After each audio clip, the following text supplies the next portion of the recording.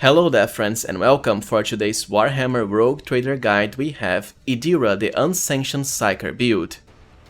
Idira is actually the strongest of all the Psyker party members because she can achieve the highest Psy rating score of them all, even much higher than the main character themselves, by virtue of her exclusive gloves. What this means is, Idira has absolutely amazing damage potential for both single target and area of effect, going even around the hundreds, if not 1,000, starting from the second act, the more and more Perils of the Warp you generate. And she's of course also amazing for both buffing your allies and even debuffing the enemies. Even very early in the game, Idira can be quite powerful, capable of one-shotting the weaker enemies as area of effect, and all footage here is on unfair mode of course, so your Idira will excel at almost everything no matter the difficulty mode. Lastly, with my build I'll even show you a way of granting Idira an absurd amount of extra turns before the enemies get to do anything even without officers. So without further ado, let us get into our Idira, the best Psyker build. Now, Idira starts as an operative, which is great because she can deal even higher area of effect spell damage by triggering exploit stacks. And level 4 is when we get to pick the first talent for her. There's a lot of powerful operative stuff, so I'd rather delay the spell focus talents for the generic talent levels. And first, just like with my Pascal build, you absolutely want Uncanny Sight. With this, you automatically apply one exploit to all enemies as soon as battle starts, even if they are out of your line of sight. Great, because the more enemies with exploits, the better for damage and some other abilities. For the first stat increase, willpower is the way to go. It's Idira's main stat, and almost all of her Psyker powers will scale from this, together with Psy rating. For a generic talent, this is when we want our first spell feat. And my preferred first pick is Second Sight. With this, you increase the range of pretty much all of your spells by a value equal to your perception bonus. Even at the very start, without any buffs, it's already +4 cells. The bigger the range of your spells, the better for Idira, because you can then target multiple enemies, especially with area of effect spells, while remaining fully protected from cover without having to move. For level 6, another operative talent, this time Tides of Excellence. With this, whenever you trigger an exploit, Idira will get a +1 stacking bonus to damage. And yes, it will work for her spell damage. Considering we have Uncanny Sight to automatically apply exploits to all enemies, well, the more the better, especially when combined with area of effect spells that can proc this multiple times per cast. Then more willpower. As for level 7, you'll always get to choose between either an Archetype power or a spell power. I'd much rather focus into the spell ones. After all, Idira is a Psyker. You can of course pick either Joint Analysis or Tactical Knowledge. From operative is just that, well, I already have Pascal for that. And the first spell pick I recommend you go for is Sensory Deprivation, an amazing Psyker power because it works both ways. First, they'll not only become blinded, which is already a huge penalty to their weapon and ballistic skills, even dodge and parry, so they're pretty much doomed, which will be increased by 5 times your Psy rating so long as they fail the save, which means you can easily drop their ballistic and weapon skills to 1, the lowest score of them all. Even if they make the saving throw, however, they'll still be blinded for 1 turn, which is more than enough.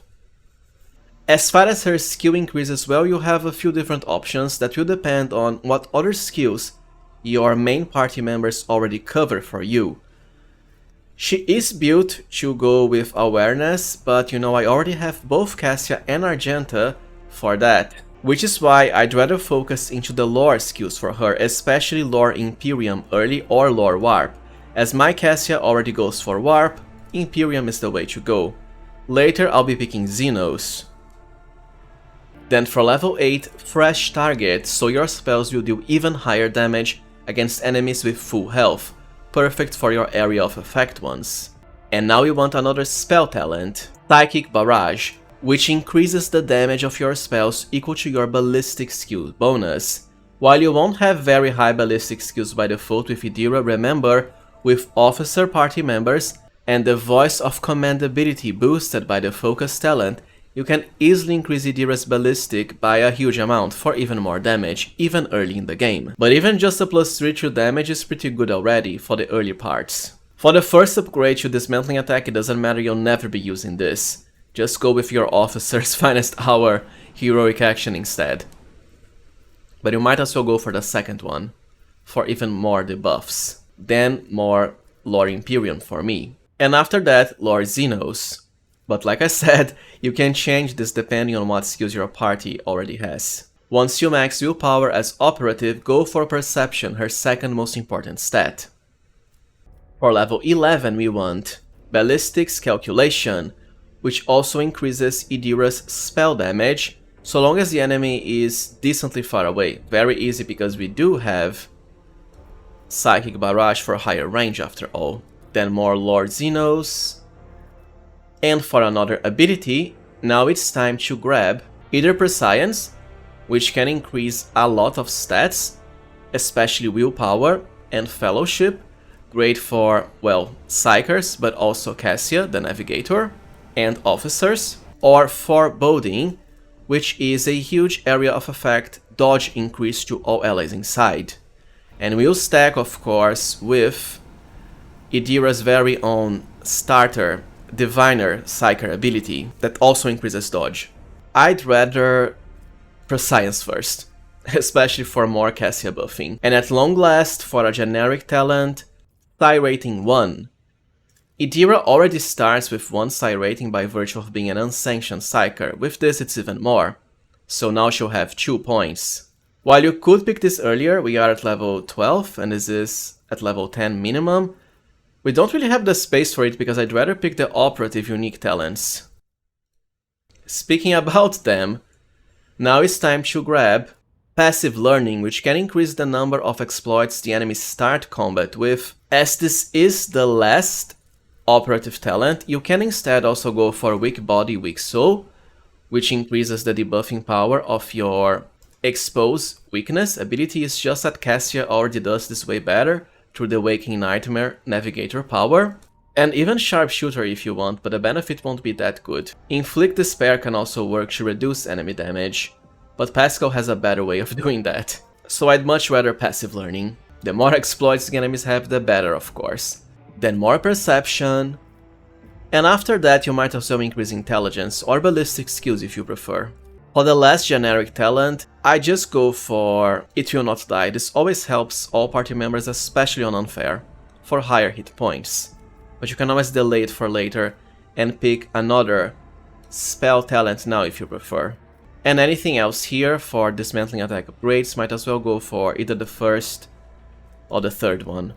And that's it for operative progression. Now, as far as Idira's second archetype, they all work actually. Grand Strategist will provide more buffing, debuffing, and the ability to always act first. Assassin can highly increase your damage, but my preferred pick is definitely Bounty Hunter. Because when you combine Idira as a Bounty Hunter with my Argenta build, who is also a Bounty Hunter, well, you will break the game apart utterly and completely, as I'm about to show you. First, just like with operative levels, you don't really want to bother with the Bounty Hunter special abilities, rather you want more spells.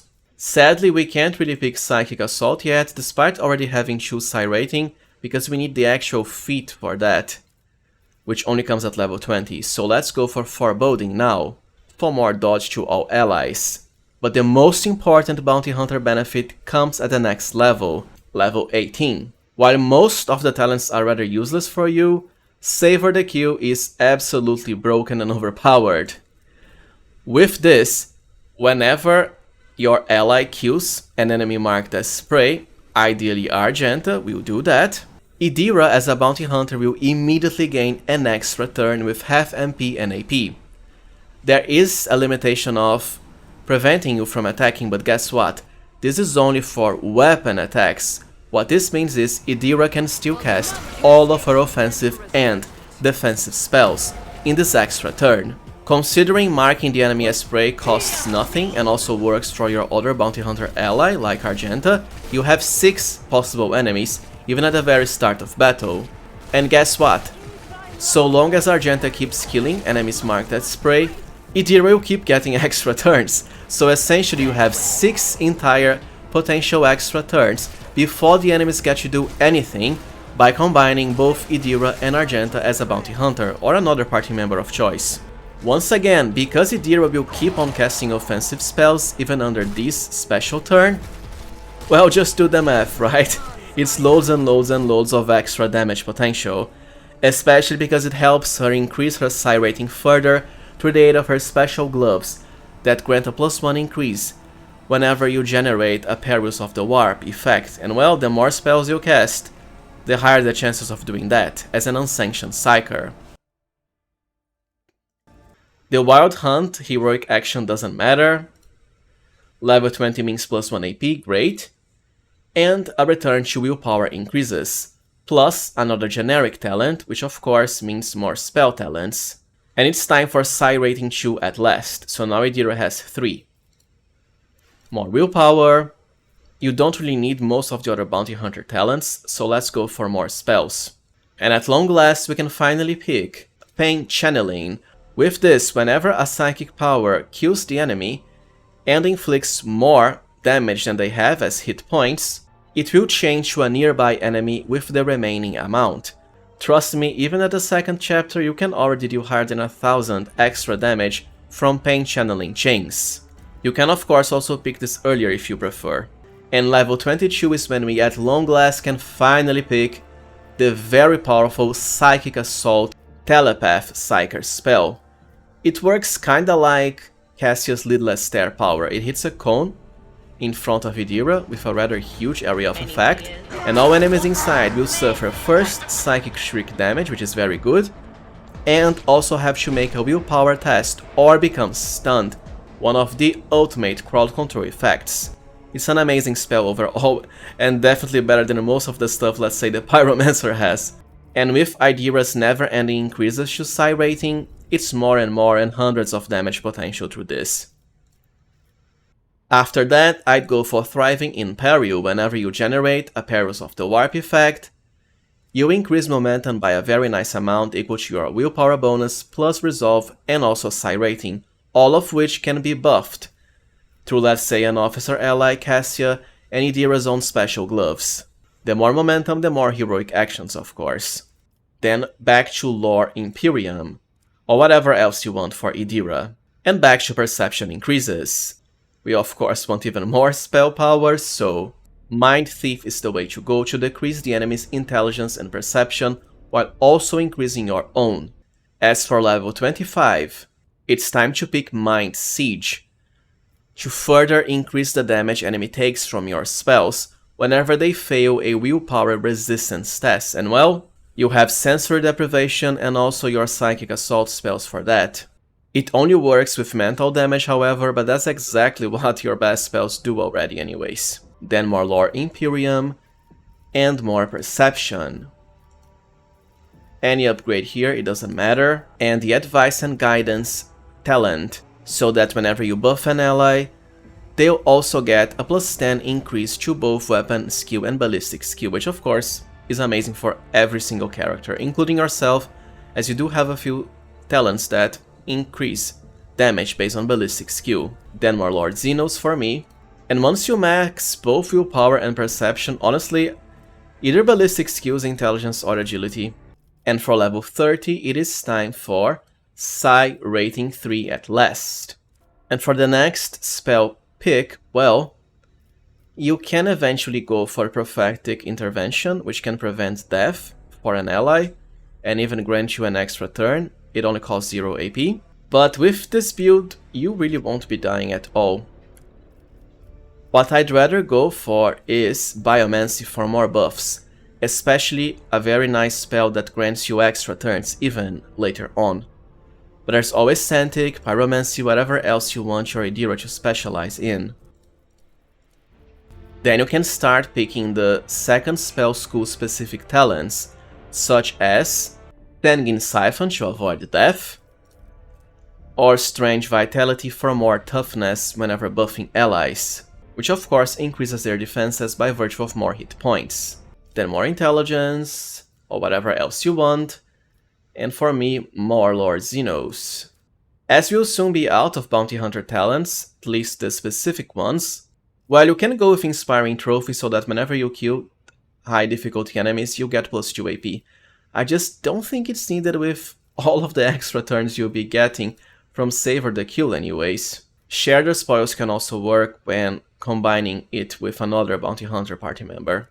The same for Hunting Surge for extra damage, which is what I'll be picking. Then Sanguine Siphon, and any other upgrade to Wild Hunt, it doesn't matter at all. Might as well pick the second one because at least it can restore Hunt Down the Prey charges for more extra turn spammage. And that's it for Bounty Hunter progression. Now your Idira has a lot to gain from Exemplar levels, even at the very first one, because we get to pick a specific talent called Malign Influence, just like for my Cassia build. With this, whenever the enemies fail a willpower resistance test against your spells, and your best ones do just that, they will suffer a huge amount of direct damage, which can of course proc on multiple enemies through, let's say, your Psychic Assault ability. You'll now be able to pick some remaining operative talents, and well, you might as well go for Sharpshooter now because it can increase your damage slightly. Then more Lore Imperium or whatever else you want, and I'd go for Deterioration, then more Willpower, and well, you might as well pick Stronger Together now because it's a +5 to the willpower of all your party members, especially good for Cassia, the Navigator. And for another talent, you might as well pick Warp Minds. After every 6 use of a psychic power, all enemies will get a -5 to all their stats. Considering how many extra turns you have to spam psychic powers, well, it can help. As for another spell, Enfeeble is the way to go to increase the damage enemies take. More Lore Imperium, and Extermination for even higher damage, considering how many enemies you can hit with your area of effect spells. Then go for, let's say, Adrenaline Surge, anything you want really. More Willpower, and at last, Psy Rating 4 at level 40, but of course Idira can increase this by an absurd extra amount. For another Psychic power, either Invigorate, Regeneration or Warp Speed. Later, if you're playing this character until the very end of the game, through another power, after picking one of these, you'll finally get to select Metabolic Overcharge, which can provide extra turns to allies. Considering how high your Psy rating can go, it's going to be a massive amount of AP to allies.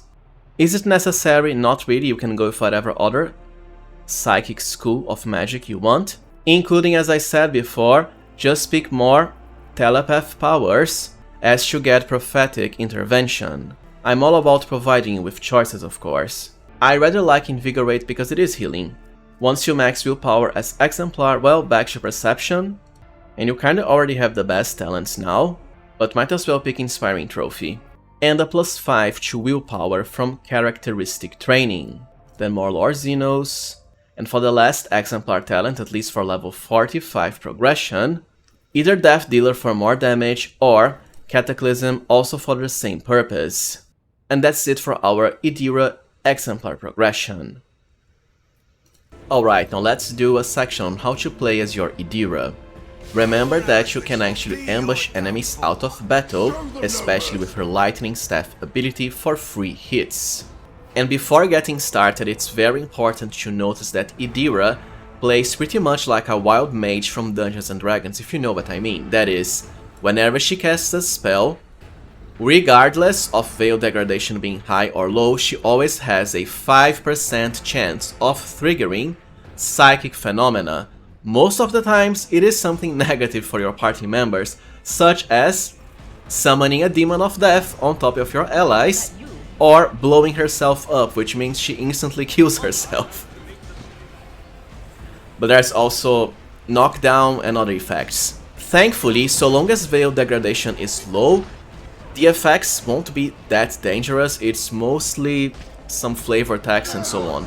But once again, even with her first act in combat, she can already summon a demon on top of you. It's just the way it is. And there is really no way of, well, preventing that. And honestly, outside of being blown up, the other Perils of the warp effects aren't that dangerous besides during Act 1, for example, for the demon, but after that you can easily manage it all. Once battle starts, however, for the early game you always want to first have Idira buff an ally of choice with forewarning for an increase to dodge and parry, ideally your tank, like let's say Abelard or Cassia, anyone else you want. Then analyze enemies on the toughest target or someone you really want to kill first, as of course it will increase the damage of her spells by applying exploits. And then proceed with her offensive ability. Early on it's just going to be Lightning Arc from her staff, as it can hit loads of enemies at once for nice enough damage and easy one-shots. So let's do that. There we go, 4 enemies killed, with nice enough damage, even on unfair. Lightning Arc, by virtue of being shock damage, will be reduced by the enemy's armor. On the other hand, Psychic Shriek, because its mental damage, will bypass armor, and this is what you want to use for single targets. It's just that often you'll have so many enemies that it's better to focus on the area of effect once. If you have enough AP remaining, go for Sensory Deprivation afterwards on the toughest enemy or someone you really don't want attacking you or your allies. After all, even if the enemy saves against the effect, they'll still be blinded for 1 turn. Assuming you only have 4 AP in a turn, just go for Forewarning, Lightning Arc, and then Sensory Deprivation. Skip Analyze enemies. And of course you can also use Expose Weakness to reduce the armor percentage of enemies, but I'd rather leave that to Pascal. Starting from the 2nd chapter, however, this is when Idira gets really OP. And ideally, if you have, let's say, Argenta with my build as Bounty Hunter, the same for Idira, well, once Argenta gets her turn, she'll most likely always act before Idira by virtue of having such high agility. Or you can just provide her an extra turn through Officer's Bring It Down ability. Well, you'll want to mark the weakest enemies as spray first, and you have 3 with Argenta, so let's select the enemies here. This one, and this, and this. Now simply attack, and you'll most likely one-shot them with your Argenta. First we've claimed the bounty for more AP gained. And there we go, we killed that enemy, and Idira immediately gets an extra turn, by virtue of the Savor the Kill talent as I mentioned before. Now before getting started into your buffs and offensive spells, all of which you can use, I recommend you mark other enemies as prey. You have 3 more with Idira, so let's go for this one, and this, other weaker enemies. Now because you only have 2 AP during this extra turn, you can choose to either get started into buffing your allies or already go all out into Idira's area of effect spells and abilities. Now we pass, and Argenta is still at her original turn. So let's kill another enemy now, that has been marked as prey of course. And there we go, Idira gets another turn. And well, it's pretty much just the same, you can buff other allies or just go all out into your area of effect spells and abilities. Ideally you don't want to kill the enemies marked as prey with Idira, however, because, well, it's much better if Argenta does it for more free turns. To Idira of course. Alright, now let us cover gear for our Idira Unsanctioned Psyker build. Starting with Chapter 1 choices. For armor, well, mostly armors that don't have any dodge penalty, and you do have a few ones with nice effects for spellcasters, such as the Psychic Body Glove, which will make Idira ignore the first critical hit in combat, great, and even increase her dodge by her PSY rating, which only becomes stronger and stronger starting from the 2nd chapter. I also have the Gem of Dark Vitality on her because she's pretty much the only noticeable companion that's, well, heretical in alignment. And the bonus to hit points and toughness is pretty good. For gloves, you might as well go with the Gloves of Endurance, which provides your allies bonuses if Idira dies, because, well, she can blow herself up as an Unsanctioned Psyker. It will happen sometimes. And cloaks, just a Cloak of the Warp here against warp damage. For weapons, she already starts with her Psychic Staff, which is great because of the Arc Lightning ability, but you soon want to upgrade it to the Charged Staff instead, which is the same but has higher power level and more of a willpower boost for more damage. Now let's discover chapter 2 choices for Idira, and this is when she gets really OP, because of course of her special gloves, the Warp Conductor gloves, that will increase her Psy rating by +1 stacking whenever you trigger a psychic phenomena or Perils of the Warp, which for her as an unsanctioned Psyker is very easy to do by just casting spells. It even has more benefits. Now it can only be equipped by an unsanctioned Psyker, which is why I say it's mostly Idira exclusive, as the main character has to be a sanctioned Psyker. I suppose through Exemplar levels, other characters could get Psychic Awakening and also be unsanctioned, but that takes forever, it's level 36 plus only. Besides that, the Psyker footwear, for loads and loads of extra dodge for every Psy power you use, and as a bounty hunter you have loads of extra turns. The Camelioline cloak for even more dodge. Theodora's Rosary for more Lore Imperium, which I did specialize in with my Idira.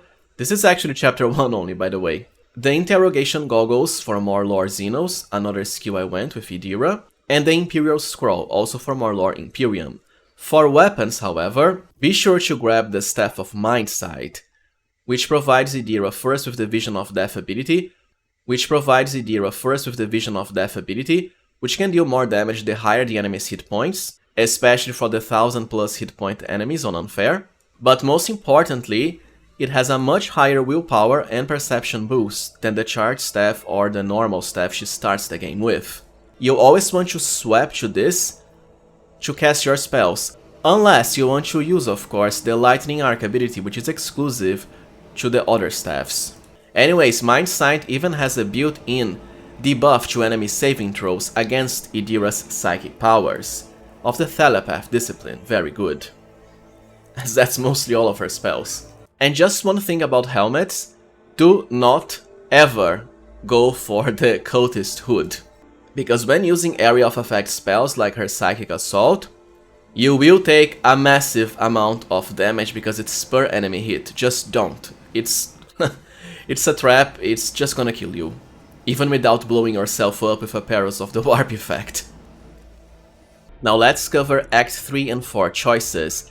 One of the biggest upgrades here is the Spirit Drape accessory. It's quite overpowered even for this Idira build. It makes your non-offensive psychic powers cost -1 less AP during your first turn, and by the way, this will work for every single extra turn provided by Bounty Hunter, which means you can essentially spam a lot of your buffing spells for 0 AP multiple times per battle. We also have the Warp Reflex Spring for yet more extra turns during Perils of the Warp, the Tiara of Immaterium, which is also part of Idira's last quest, for more willpower and less warp damage, the Chaos Body Glove, for more damage of course, and you can upgrade her boots into Battle Psyker, but they're kinda the same in power, and whatever you want for a cloak really. For consumables, just the classic Stim, for loads of extra AP whenever you need it the most. Well, alright friends, so this was it from my Idira Psyker Goddess build. If you found this guide useful, as always, please remember to like, subscribe, and also consider becoming a channel member if you can. I truly appreciate your support. Thank you for watching and see you next time, friends.